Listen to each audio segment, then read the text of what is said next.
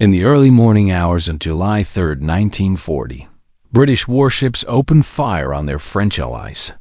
At Mers el-Kabir in Algeria, 1,297 French sailors died in 15 minutes. Ships that had fought alongside the Royal Navy weeks earlier were now burning wrecks. Winston Churchill called it the most hateful decision he ever made. But 800 miles east, in Alexandria harbor, another confrontation was unfolding. The same orders, the same ultimatum, the same potential for catastrophe. One British admiral was about to make a decision that would prove Churchill wrong.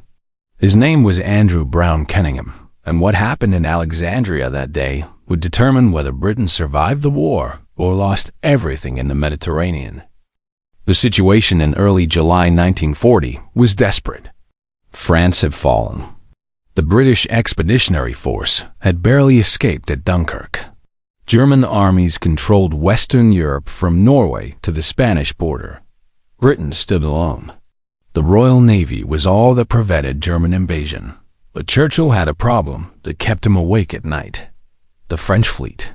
Just days earlier, it had been Britain's most powerful ally at sea.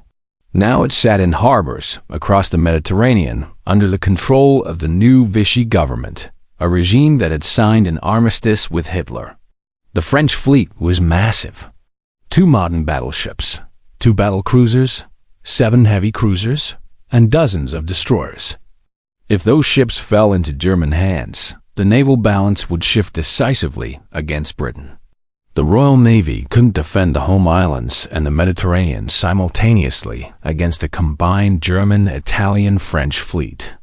Churchill's war cabinet made their decision. The French fleet had to be neutralized, by force if necessary. The orders went out on July 2nd. British commanders were to present French admirals with an ultimatum. Join the British and continue fighting. Sail to British ports and be interned. Sail to French Caribbean ports and be demilitarized. Or be destroyed where they lay. At Mers el-Kabir, Admiral James Somerville commanded Force H. He hated the orders but followed them. When French Admiral Marcel Zanzu refused the ultimatum, Somerville opened fire. The battleship Britannia exploded and capsized. Dunkirk and Provence were heavily damaged. Nearly 1,300 French sailors died. The attack shocked the world. Former allies had slaughtered each other. But in Alexandria, a very different scene was playing out. Admiral Andrew Cunningham commanded the Mediterranean fleet from his flagship, HMS Warspite. In Alexandria harbor alongside his ships sat a powerful French squadron under Vice Admiral René Hémule Godefroy. 1 battleship, Lorraine. 4 cruisers. 3 destroyers. The same orders that went to Somerville arrived for Cunningham. Present the ultimatum. Use force if refused. Cunningham read the orders and immediately saw the disaster waiting to happen. His ships and the French ships were anchored within hundreds of yards of each other in a crowded harbor. If fighting started, it wouldn't be a one-sided bombardment like Mers el-Kabir. It would be point-blank carnage. British and French ships would tear each other apart. Torpedoes fired in the confined harbor would hit anything in their path, including merchant vessels, harbor facilities, and possibly British ships. Even if the Royal Navy won, the cost would be catastrophic. Ships Britain desperately needed would be damaged or sunk. Hundreds of British sailors would die. The harbor itself might become unusable, and Britain would lose its main base in the eastern Mediterranean.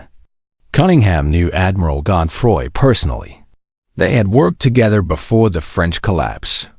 Godefroy was a professional, a man of honor, not a Nazi sympathizer.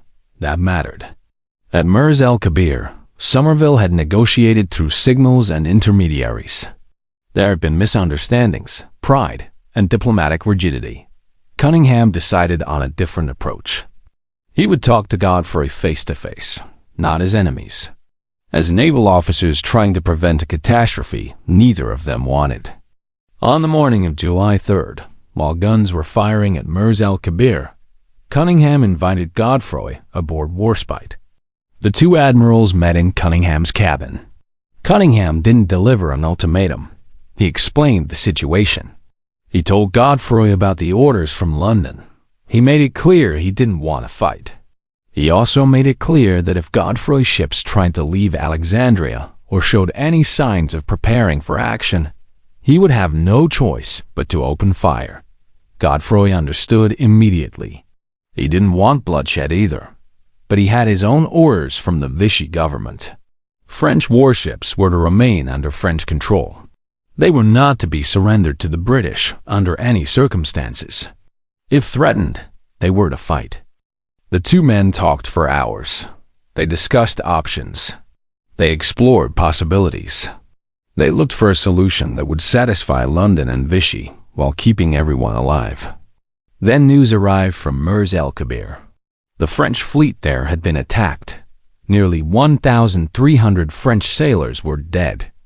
The conversation in Cunningham's cabin became very different. Godfrey was shocked and furious. His countrymen had been killed by their former allies. French officers in Alexandria were demanding action. Some wanted to fight their way out of the harbor.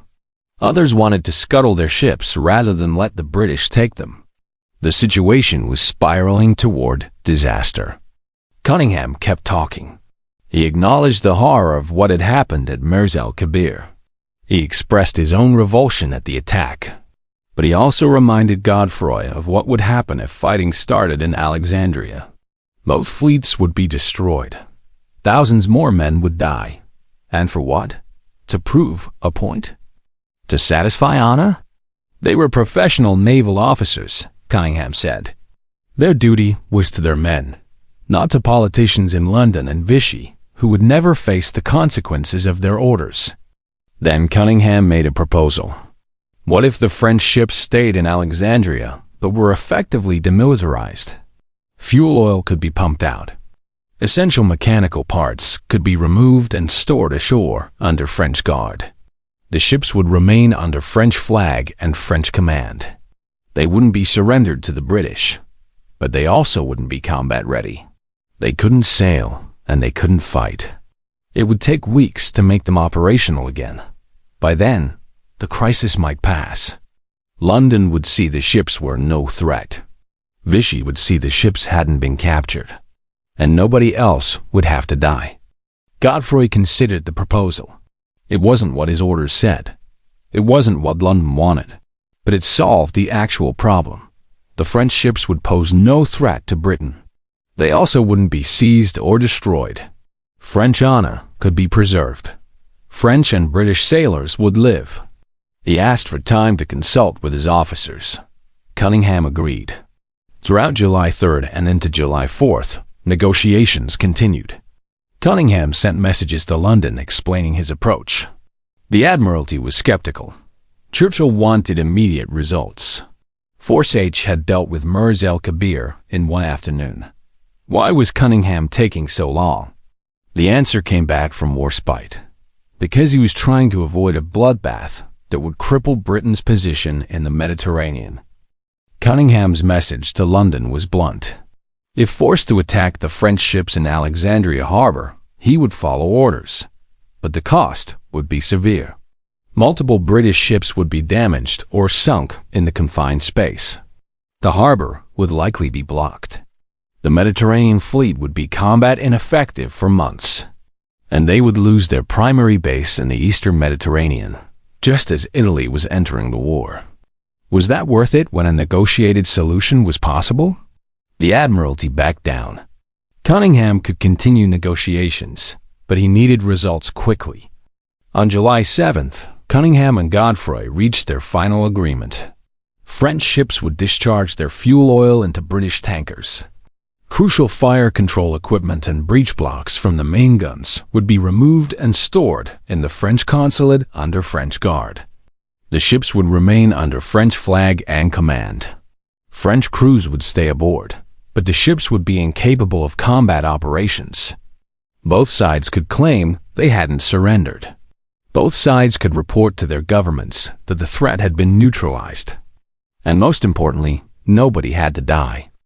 While Cunningham negotiated in Alexandria, the consequences of Mers el-Kabir were becoming clear. Churchill had wanted to show Britain's resolve. He got that. He also got something else. Vichy France severed diplomatic relations with Britain. French bombers attacked Gibraltar in retaliation. The Vichy government, which might have remained passively neutral, moved closer to active collaboration with Germany. And throughout the French colonial empire, officers who might have joined the Free French now remained loyal to Vichy out of rage at what happened at Mers el-Kabir. Churchill had wanted to eliminate the threat of the French fleet. Instead, he had created a new enemy. In Alexandria, Cunningham had achieved exactly what London wanted without any of those costs. The French ships were neutralized. They posed no threat to Britain, but they hadn't been destroyed. French sailors hadn't been killed. Godefroy and his officers, who had every reason to hate the British after Mers el-Kabir, instead respected Cunningham for treating them with honor. That mattered more than Churchill realized. Throughout the war, Godefroy kept his word. His ships never moved. They never threatened British operations. And when Allied forces landed in North Africa in November 1942, Godefroy immediately offered his ships to the Allied cause. The battleship Lorraine and the cruisers that had sat immobilized in Alexandria for 2 years rejoined the war, this time fighting alongside the Royal Navy against Germany. If Cunningham had followed Churchill's orders and destroyed those ships in July 1940, Britain would have lost them forever. Instead, they became Allied assets again precisely when they were needed. The Alexandria decision revealed something crucial about Andrew Cunningham. He understood that naval warfare wasn't just about firepower and tactics. It was about judgment, about knowing when to fight and when to negotiate, about seeing consequences beyond the immediate tactical situation. Other British admirals would have followed orders and opened fire. They would have destroyed the French ships, killed hundreds of French sailors, and crippled their own fleet in the process. They would have reported success to London while the Mediterranean fleet burned in Alexandria harbor. Cunningham saw further. He understood that sometimes the most courageous decision is refusing to fight. The contrast with Mers el-Kabir haunted British naval officers for the rest of the war. Admiral Somerville, who had commanded Force H during the attack, never forgave himself. He told colleagues he considered resigning rather than following orders. He called it murder. After the war, he said attacking Mers el-Kabir was the worst thing he had ever done.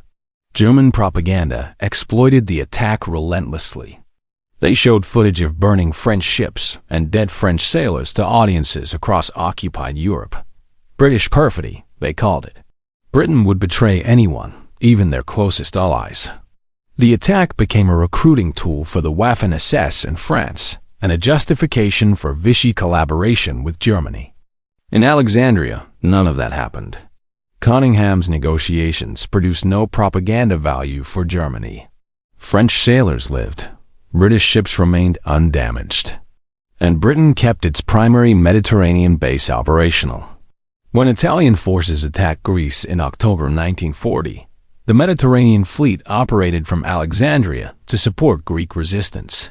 When German forces invaded Yugoslavia and Greece in April 1941, British ships evacuated 50,000 troops from Alexandria. When Rommel's Africa Corps threatened Egypt in 1942, the Mediterranean fleet defended supply lines from Alexandria. None of this would have been possible if Cunningham had destroyed his own base in July 1940 to follow orders he knew were catastrophic. Churchill never quite understood what Cunningham had done. To the Prime Minister, Mers el-Kabir was a necessary demonstration of British resolve. The attack showed Britain would do whatever it took to survive. That message resonated in Washington, where American officials were deciding whether Britain was worth supporting or whether German victory was inevitable. Churchill believed Mers el-Kabir helped convince Americans that Britain would fight on regardless of cost. He may have been right, but he never acknowledged the cost of that message. Cunningham saw what Churchill missed.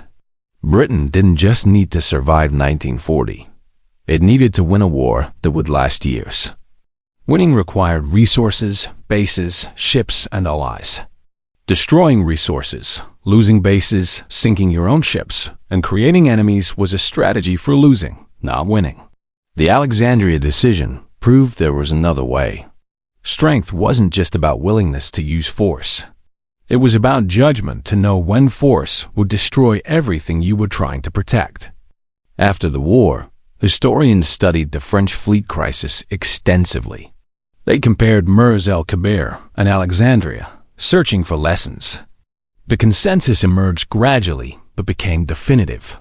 Cunningham's approach was right. Somerville's attack, however understandable given his orders, was a mistake.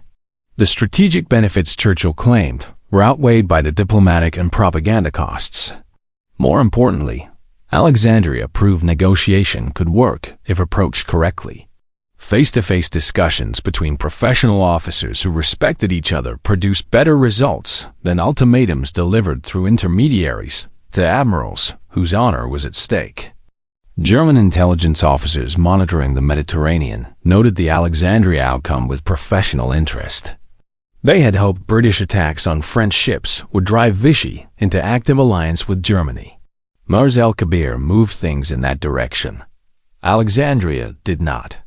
The Germans noted that Cunningham had denied them a propaganda victory and kept French ships from becoming available to either side. One German naval intelligence report called Cunningham's handling of Alexandria an example of enemy operational skill at the strategic level. Coming from German officers who respected competence above all else, that was significant praise. Throughout the Mediterranean campaign, Cunningham demonstrated the judgment that made Alexandria possible.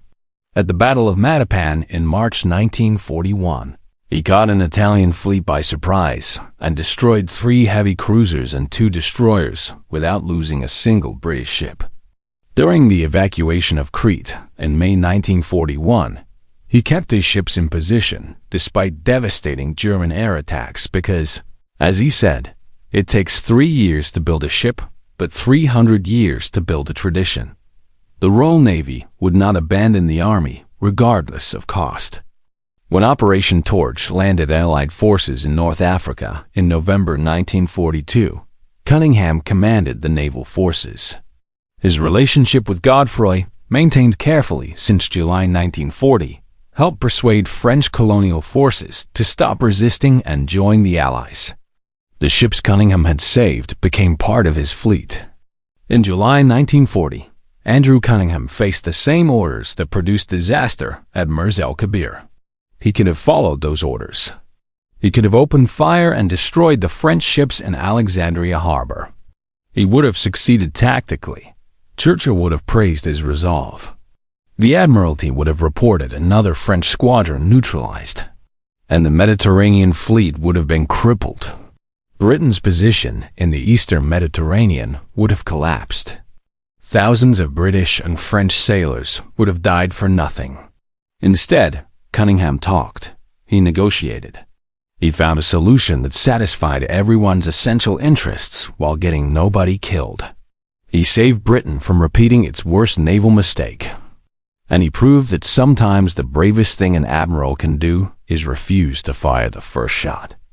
That's why, decades after the war, when historians assess the greatest British admirals, Andrew Cunningham ranks among the very best. Not just for the battles he won, but for the catastrophic battle he prevented. In Alexandria harbor in July 1940, facing orders that would have destroyed everything he was trying to protect, Cunningham chose judgment over obedience. He chose wisdom over force. And he saved Britain's war in the Mediterranean before it even began.